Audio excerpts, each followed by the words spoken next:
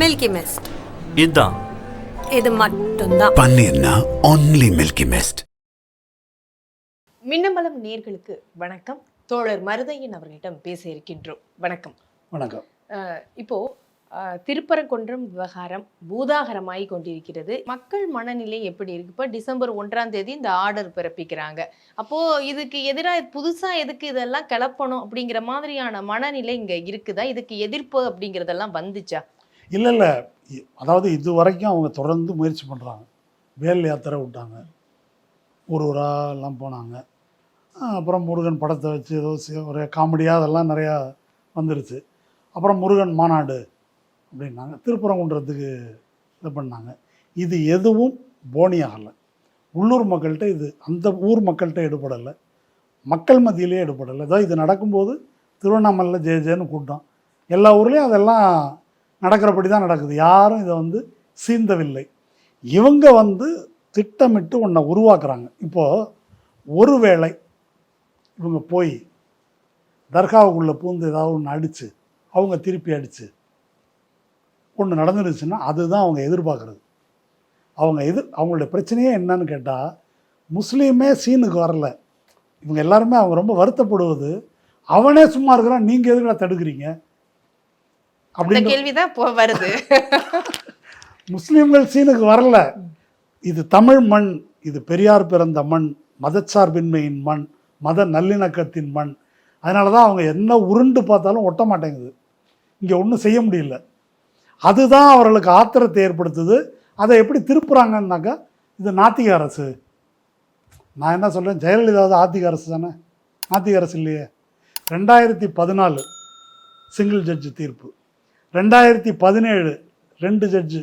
இப்போ அப்போ நடந்த ஆட்சி யாருடைய ஆட்சி? அதிமுக ஆட்சி, அம்மா ஆட்சி. அப்புறம் இவர் வந்தார். அவங்களுக்கு கீழே தானே இருந்துச்சு ஹெச்ஆர்என்சி டிபார்ட்மெண்ட்டு. அப்போ ஹெச்ஆர்என்சி என்ன வாதிட்டு இருக்குது? இது தீபத்தூணே கிடையாது, இதெல்லாம் ஃப்ராடு, தேவையில்லாமல் பிரச்சனையை உருவாக்குறாங்க, இதுதான் மரபு அப்படின்னு வாதாடி இருக்கிறாங்க. ஆனால் எடப்பாடி சும்மா இருக்கார், இது வரைக்கும் பேசலை.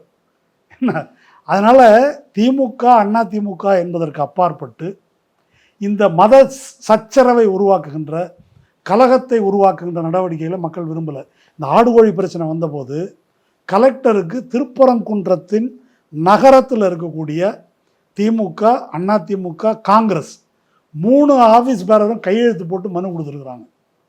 இங்கே பலியிடுவது மரபாக நடந்துட்டு வருது, இந்துக்கள் முஸ்லீம்கள் எல்லாரும் போகிறாங்க, தேவையில்லாமல் இவங்க பிரச்சனையை கிளப்புறாங்க, இதில் அனாவசியமாக இதெல்லாம் இந்த கலகம் ஏற்படுத்துவதை அனுமதிக்கக்கூடாது, பெட்டிஷன் கொடுத்துருக்குறாங்க. இதுதான் பிரச்சனை. இவர்களுக்கு என்னெல்லாம் பண்ணாலும் இந்த பிளவையும் பகைமையையும் மோதலையும் ஏற்படுத்த முடியவில்லை என்பது தான் பிஜேபியின் பிரச்சனை. அதனால் மக்கள் யாரும் இந்த பக்கம் இல்லை. அதனால் இதை சொல்லி வரவழைக்க முடியாது. ஒரு அடிதடி கலகத்தை உருவாக்கிட்டாங்க. இப்போ இவங்க 2 முஸ்லீம் அடித்து, அதில் 2 முஸ்லீம் ஆத்திரமாயி 2 இந்துக்கள் அடித்தா அப்போதும் அப்புறம் அப்படியே பிக்கப் பண்ணிடலாம். அவங்க நீங்க சொல்ற மாதிரி இஸ்லாமியர்கள் சீனுக்கே வரல, அவங்க எதிர்ப்பும் தெரிவிக்கல. அப்புறம் எங்கேருந்து இந்த கலகம்லாம் வரப்போகுது? அப்ப கலகம் வந்துரும்னு சொல்லியே ஒரு பக்கமா பால்லாம் அப்படி தள்ளப்படலை. இப்போ போலீஸ் தடையை மீறி மேலே ஓடினாங்க, போலீஸ் போய் பிடிச்சிட்டு வந்தாங்க. இப்போ மேலே போய் அதை அடிக்கணும். ஹெச் ராஜா என்ன பேசினாரு, நீயா எடுக்கிறியா நாங்கள் எடுக்கவான்றாரு. அப்போ வழக்கு ஏற்றுறது உன்னுடைய பிரச்சனை இல்லை.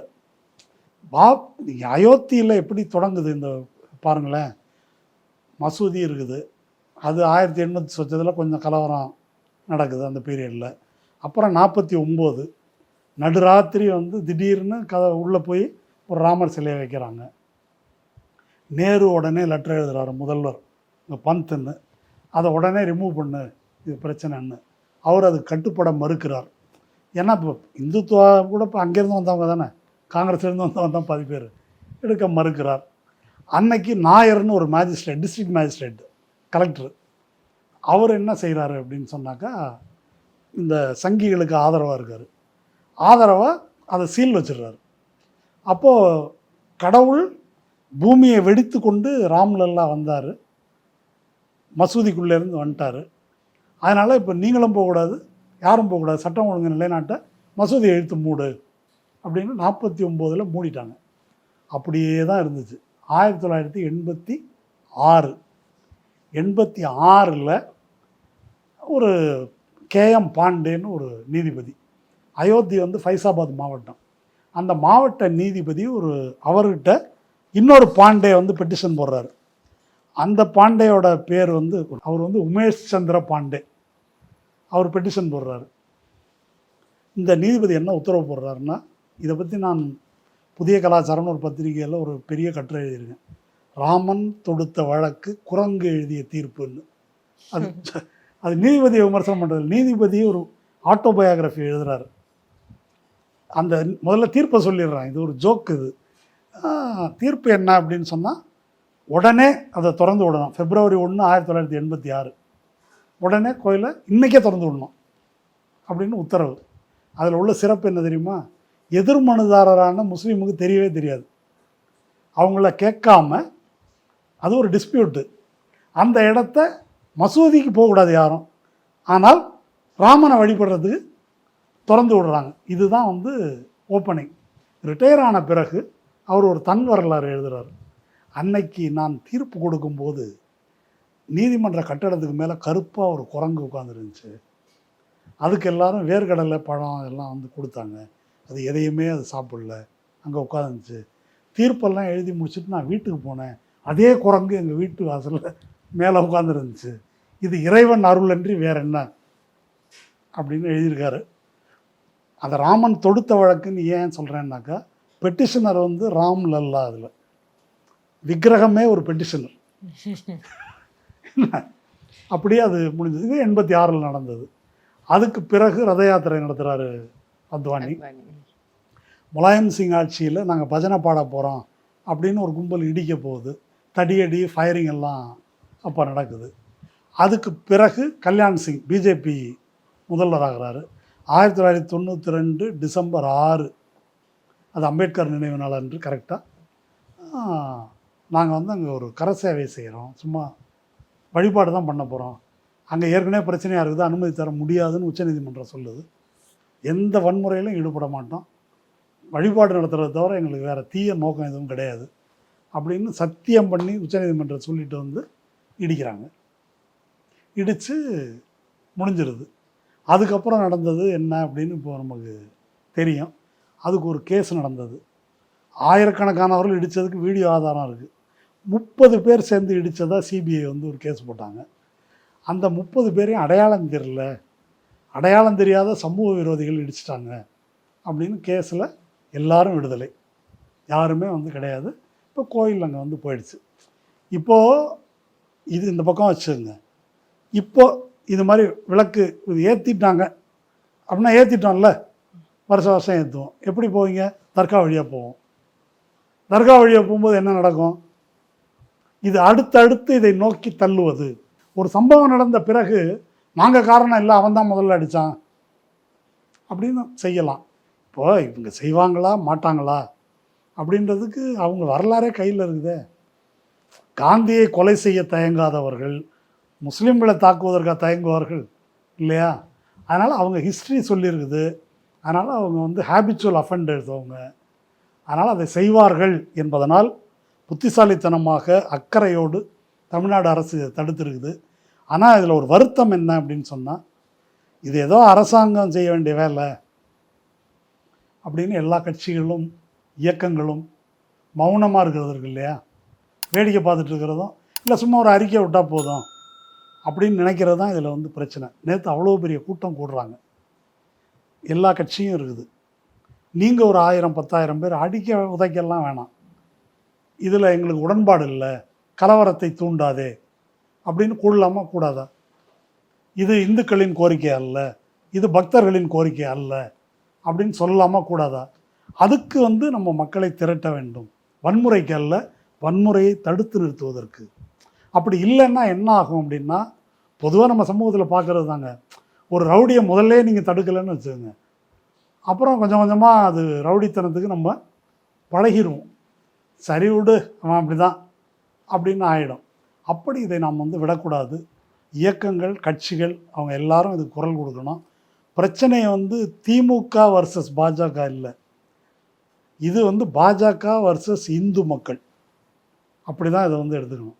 பெரும்பான்மை இந்துக்களுக்கு எதிராக பாஜக இருக்குது. அது எப்படி இந்துக்களுக்கு எதிராக இருக்குன்னா, எப்படி தமிழ்நாட்டுக்கு எதிராக இருக்குது? தமிழ்நாட்டில் மெஜாரிட்டி இந்துக்கள் தான். தமிழ்நாட்டுக்கு வந்து பணத்தை கட் பண்ணுறதுலேருந்து இல்லை எல்லா மாநிலங்களுக்கும் சேர்ந்து அடிப்படை மக்களுக்கு சொத்து யாருக்கு சேர்ந்துருக்கு? எனக்கு தெரிஞ்ச 1-2 இந்துக்கு தான் சேர்ந்துருக்கு, அம்பானி அதானி. இல்ல நீங்க சொல்ற பாஜக வெர்சஸ் இந்து மக்கள் அப்படின்னா அந்த இந்து மக்கள் எல்லாமே பாஜகவுக்கு எதிராகவும் இந்த இந்து அமைப்புகளுக்கு எதிராகவும் கிளர்ந்து எழுந்து ஒரு புரட்சியோ ஒரு போராட்டமோ அவங்க பண்ணணும்ல, தன்னெழுச்சியா. இப்போதைக்கு மெஜாரிட்டி இந்துக்கள் பிஜேபிக்கு எதிராக தான் வாக்களிக்கிறார்கள். அந்த மெஜாரிட்டி ஒரு குடையின் கீழ் வரல என்ற ஒரே காரணத்தினால தான் 30+% வாக்கு வாங்கின பிஜேபி ஆட்சியில் இருக்குது. 60 விழுக்காட்டுக்கு மேல் வாக்கு பெற்ற எதிர்க்கட்சிகள் தெருவில் நிற்கிறாங்க இல்லையா? அதனால் இப்போ தேவைப்படுவது வந்து செயலில் ஒற்றுமை.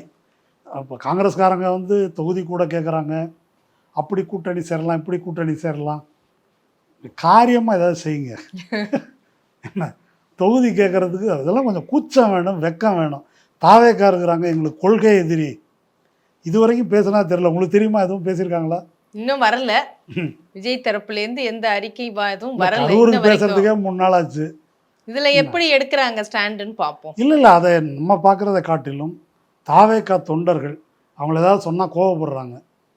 இப்போ இதெல்லாம் கண்ணுக்கு நேரம் நடக்கிற தப்பா அயோக்கியத்தனமா இல்லையா? பேசவே மாட்டிங்களா?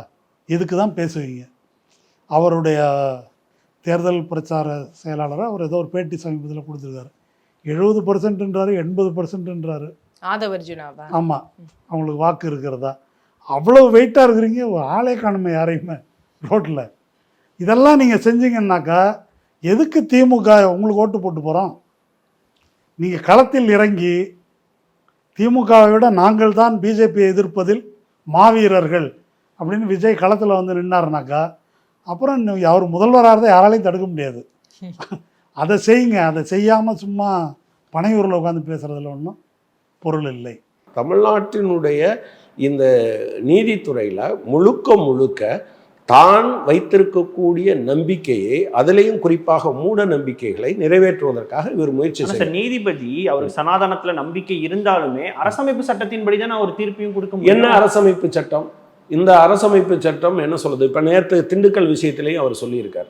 இப்படி ஒவ்வொன்றா தூக்கிட்டு வர்றாங்க, அவங்க எந்தவித ஆதாரமும் இல்லாமல் வருவாங்க. ஏன் நீதிமன்றத்தில் சில வழக்கறிஞர்கள் வழக்கு தொடுத்தாங்கல்ல, அவங்களுடைய பேச்சை அவர் கேட்டாரா? நீங்கள் அட்வொகேட் மோகன் வீடியோ கான்ஃபரன்ஸில் வந்தால் எனக்கு ஏற்கனவே ப்ரெஷராக இருக்குது, இதில் இவர் வேற அப்படின்னு ஆஃப் பண்ணி வச்சுட்டார். அடுத்த நாள் அவர் போய் கேட்டார், இப்போது உங்கள் ப்ரெஷர் குறைஞ்சிடுச்சா, இப்போது உங்கள் உடம்பு சரியாக இருக்கா அப்படின்னு சொல்லி. நான் என்ன கேட்குறேன், நீங்கள் உங்களுக்கு 1000 ப்ரெஷர் இருக்கலாம், ஆனால் நீதிபதி என்கிற முறையில் நீங்கள் அந்த ஆர்குமெண்ட்டை கேட்ட பிறகு தானே சொல்லணும். நீங்கள் டக்குன்னு இந்த முடிவெடுத்து நீங்கள் சொல்கிறீங்க. அப்பீல் பண்ணுறது கூட வாய்ப்பு இல்லாத மாதிரி உடனடியாக ஆர்டர் போட்டு உடனே பண்ணணும்னு சொல்கிறீங்க. இப்போ அப்பீலுக்கு போகிறாங்க, சட்டம் ஒழுங்கு பிரச்சனையாகுது. நீங்கள் திட்டமிட்டு ஒரு குறிப்பிட்ட பகுதியினர் கலவரத்தை ஏற்படுத்த வேண்டும் என்பதற்காக செய்வதற்கு நீதிபதி உடந்தையாக இருக்கிறார். ஒரு நீதிபதி அப்படி நினைக்க முடியுமான்ற ஒரு கேள்வி நினைச்சாரே. நான் என்ன சொல்கிறேன், நீங்கள் வந்து தமிழ்நாடு போலீஸுக்கு ஆர்டர் கொடுக்கலாம், ஆர்டரை ஒபே பண்ணலைன்னா என்ன பண்ணுவீங்க? படையெடுப்பீங்களா? சிஏஎஸ்எஃப் கூட்டு போகலான்னு சொல்லுவீங்களா? சிஏஎஸ்எஃப் என்பது நீதிபதியினுடைய சொந்த வேலைக்காக கொடுக்கப்பட்டதா? நீங்கள் ஒருவேளை சிஏஎஸ்எஃப் நீதிபதி சொல்லிட்டாரு அப்படின்னு சொல்லி தடுத்தவங்களை சுற்றிருந்தா, இல்லை 144 இருக்கு எனவே ஸ்டேட் கவர்மெண்ட் சொல்லியிருக்குன்னு போலீஸ் சுட்டா, ஆயுத படைகளுக்கிடையே மோதலை உருவாக்குவதற்கு அவர் முயற்சி செய்திருக்கிறார். எந்த வகையிலும் அவர் நியாயமற்றவர். உண்மையில் ஒரு தார்மீக ரீதியாக அவர் இருந்தால் ராஜினாமா பண்ணிட்டு போகணும். அவர் போய் வெளியே போயிட்டு நீதிபதியாக இல்லாமல் எதை வேண்டுமானாலும் பேசட்டும், ஆனால் நீதிபதியாக அமர்ந்து கொண்டு முழுக்க கலவரத்தை ஏற்படுத்துகிற ஒரு விஷயத்திற்கு அவர் இப்போ நீங்கள் ஒரு விஷயத்தை தெரிஞ்சுக்கங்க. பாபர் மசூதி இஷ்யூவில் கூட என்ன சொன்னாங்க, ஓகே இதில் அநியாயத்துக்குள்ளெல்லாம் போக வேண்டியதில்லை, ஒரு 100 வருஷம் பிரச்சனையாக இருக்குது, அதை ஒரு செட்டில் பண்ணிட்டு போகலாமே, ஏற்றுக்கிட்டு போங்க அப்படின்னு சொல்லி. ஆனால் இந்த விஷயத்தில் இவருக்கு ஏன் அவ்வளவு பெரிய இதை இவர் எடுக்கிறாரு? இன்னொன்று, இந்த போர்ட்ஃபோலியோ கடந்த பல வருடங்களாக இவர் கையில் தான் இருக்கிறது. ஜட்ஜஸ் மாறிக்கிட்டே வருவாங்க ரோஸ்டரில், ஆனால் இவர் கையிலே இருக்குது. இவர் எடுத்து வச்சுக்கிட்டு அதை வந்து ஒரு தேர்ந்தெடுக்கப்பட்ட அரசாங்கம், அரசமைப்பு சட்டம், எழுதப்பட்ட சட்டங்கள் எதையும் நான் மதிக்க மாட்டேன், நான் தான் ராஜா, நான் தான் நீதிபதினு அவர் சொல்லுவார்னா அதை ஏற்றுக்கொள்ள முடியாது. இந்திய அரசமைப்பு சட்டம் அதை ஏற்றுக்கொள்ளவில்லை. இவர் திருப்பரங்குன்றத்தில் மட்டும் இல்லை, நேற்று பெருமாள்பட்டி திண்டுக்கல் விஷயத்திலையும் இவர் எப்படி நடந்து கொண்டார் என்பதை பார்க்கிறோம். எனவே இதெல்லாம் பார்க்கிற போது நீங்கள் கலவரம் செய்ய வேண்டும் என்று நினைத்து கொண்டு எல்லாவற்றையும் செய்கிற இந்துத்துவ அமைப்புகளுடைய பிரதிநிதியாக இந்த தீர்ப்பை எழுதியிருக்கிறார். எனவே தான் அதை விமர்சித்து இருக்கிறோம். சார், நேற்று அந்த சூழல் அப்படின்றது எப்படி இருந்துச்சு? குறிப்பாக தமிழ்நாடு அரசு காவல்துறையினுடைய நடவடிக்கை எப்படி இருந்துச்சு நேற்று? நான் தமிழ்நாடு அரசாங்கத்தை கொண்டாட வேண்டும் என்று நினைக்கிறேன். ஒரு கடுமையான சூழ்நிலையில் தமிழ்நாடு முதலமைச்சரும் தமிழ்நாடு அரசாங்கமும் மிக தெளிவாக, உறுதியாக ஒரு நடவடிக்கை எடுத்திருக்கிறார்கள். அதற்காக முதலமைச்சருக்கு என்னுடைய பாராட்டுக்கள். நான் என்ன சொல்கிறேன், நீங்கள் உடனே ஆளை கூட்டிகிட்டு பயமுறுத்தி இதெல்லாம் செய்யணும்னு நினச்சிங்கன்னா அதை அனுமதிக்க முடியாது என்பதை தமிழ்நாடு அரசாங்கம் மிக தெளிவாக, எனக்கு தெரிஞ்சு அநேகமாக நீங்கள் லாலு பிரசாத் யாதவ் அப்படி ஒரு ஏற்பாட்டை செய்தார். அதற்கு பின்பாக தமிழ்நாடு முதலமைச்சருடைய இந்த நடவடிக்கை என்பது மிகுந்த பாராட்டுக்குரியது. தமிழ்நாட்டில் இருக்கக்கூடிய அதிகாரிகள் பல நேரங்களில் எனக்கு விமர்சனங்கள் இருந்திருக்கு. ஆனால் நேற்று சட்டம் ஒழுங்கை பாதுகாப்பதில் அந்த காவல்துறை, அந்த மாவட்ட நிர்வாகம், அதே போல அந்த திருப்பரங்குன்றம் கோயில் நிர்வாகம், இவர்கள் எல்லோரும் மிகச்சரியாக மக்களின் நலன் என்பதில் இருந்தும் 2 விஷயத்தில் அவங்க தெளிவாக இருந்திருக்காங்க. ஒன்று, இறை நம்பிக்கை உள்ளவர்களுடைய வழிபாட்டு உரிமையை பாதுகாப்பது. 2, பொதுமக்களிடையே பகைமையை உருவாக்குவதை நிறுத்துவது. இந்த 2ஐயும் பேலன்ஸ் பண்ணும்போது ஒரு கடுமையான விமர்சனம் வந்தாலும் இந்த கலவரக்காரர்களிடமிருந்து மிக தெளிவாக அதில் தமிழ்நாடு அரசாங்கம் நடவடிக்கை எடுத்தது. அது எடுத்த நடவடிக்கை என்பது சரி. அப்படி இல்லைன்னா நீங்கள் என்ன நடந்திருக்குன்னு நினைக்கிறீங்க? நாங்கள் ஒரே ஒரு நீதிபதியை தங்களால், நீதித்துறையே RSS கைப்பற்றி இருக்கிறது என்பதை நீங்கள் மறந்து விடாதீர்கள். இப்போ ஆரம்பித்தாலும் நீதித்துறையை கிளீன் பண்ண 15 வருஷத்துக்கு மேலே ஆகும். அப்படி ஆட்களையே அவங்க கொண்டு போய் வச்சுருக்காங்க. நீங்கள் உச்சநீதிமன்றத்தில் இப்போது இருக்கக்கூடிய நீதிபதிகளில் 31 நீதிபதிகளில் 2 பேர், ஒரு கிறிஸ்டியன் ஒரு இஸ்லாமியர் தவிர 31 பேர் 9 பேர் விஸ்வ இந்து பரிஷத்தினுடைய ஒரு நிகழ்ச்சியிலேயோ பல நிகழ்ச்சியிலேயோ கலந்து கொண்டவர்கள். அது ஒரு மெஜாரிட்டேரியன் அவுட்லுக் இருக்கிறது அமைப்பு. அது பாபர் மசூதியை இடிப்பதற்கு காரணமாக இருந்த அமைப்பு. அதில் ஒருவர் கூட தண்டிக்கப்படவில்லை என்பதை மறந்து விடாதீர்கள். நீங்கள் என்னதான் இந்தியா பெரிய ஜனநாயக நாடு, நாங்கள் கான்ஸ்டியூஷன் வச்சிருக்கோம் அப்படின்லாம் சொன்னால் கூட நீதிமன்றத்தை கையில் வைத்திருப்பதால் எனக்கு தெரிஞ்சு என் கண்ணு முன்னால் நடக்குது. அது நீங்கள் அதை இடிக்கிறாங்க, தரைமட்டமாக்குறாங்க, சுற்றி நின்று வேடிக்கை பார்க்குறாங்க. பத்திரிகைகள், இந்தியா உலகம் முழுவதும் இருக்கக்கூடிய ஊடகங்கள் படம் பிடித்திருக்கிறது. ஒருவன் கூட தண்டிக்கப்படவில்லை. நீங்கள் மறந்துடாதீங்க. இவர்கள் எவ்வளவு கொடூரமானவர்கள் என்பதை தெரியும். நீங்கள் கோயம்புத்தூரில் துப்பாக்கிச்சூடு நடக்குது, 19 பேர் இஸ்லாமியர்கள் கொல்லப்பட்டதாக அப்போ சொன்னாங்க. ஆனால் அதை அவங்க ஏற்றுக்கல, அதுக்கும் அதிகமானவர்கள் என்று சொன்னாங்க.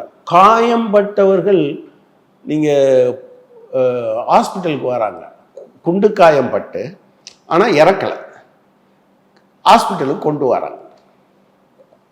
ஆஸ்பத்திரி வாசலில் வச்சு எரிச்சு கொண்டாங்க. இந்த அர்ஜுன் சம்பத்து, அதாவது அப்படி எரிச்சு கொன்னதில் என்னன்னா, டயரை போட்டு போலீஸ் வாகனத்திலிருந்து பெட்ரோலை எடுத்து அவர்கள் மீது ஊற்றி எரிச்சு கொன்னாங்க. 4 பேர் கொல்லப்பட்டாங்க. அர்ஜுன் சம்பத்து உட்பட குற்றவாளி. அந்த எஃப்ஐஆர் என்னன்னு போய் பாருங்கள். அரெஸ்ட் பண்ணாங்க, 2001 வெளியே வந்தார். அதுக்கு பின்னால் எந்த பிரச்சனையும் இல்லை. 2003 எல்லாரும் விடுதலை. கொலை செய்வதை ஒரு நோக்கமாக கொண்ட ஒரு கூட்டம் அது பேசுகிறது. அதை தமிழ்நாடு அரசாங்கம் இல்லை, மக்களுடைய நலன்தான் முக்கியம் என்று அது தெளிவாக முடிவெடுத்திருக்கிறது. எனவே நான் என்ன சொல்றேன்னா, அவரவர் விருப்பம் அவரவருக்கு. நீங்கள் சாமியை கும்பிடுங்க, நீங்கள் ஆடு வெட்டி கும்பிடுவீங்கன்னா ஆடு வெட்டி கும்பிடுங்க, மாடு வெட்டி கும்பிடுவீங்கன்னா மாடு வெட்டி கும்பிடுங்க. நீங்கள் இல்லை எங்கள் சாமிக்கு இதெல்லாம் வேண்டான்னா கும்பிடுங்க. ஆனால் எல்லாவற்றிலும் பிராமணிய கலாச்சாரத்தை, மேலாதிக்கத்தை நிறுவ வேண்டும் என்று ஒரு பகுதி விரும்பும் என்றால் அதை தடுத்து நிறுத்த வேண்டிய அரசமைப்பு சட்டம் என்ன சொல்லுதோ அதன் அடிப்படையில் நிப்பாட்ட வேண்டிய பொறுப்பு தமிழ்நாடு அரசாங்கத்துக்கு உண்டு. மில்கி மிஸ்ட் இதான் இது மட்டும்தான். பன்னீர்னா only Milky Mist. மின்னம்பலம்.com தமிழின் முதல் மொபைல் பத்திரிகை.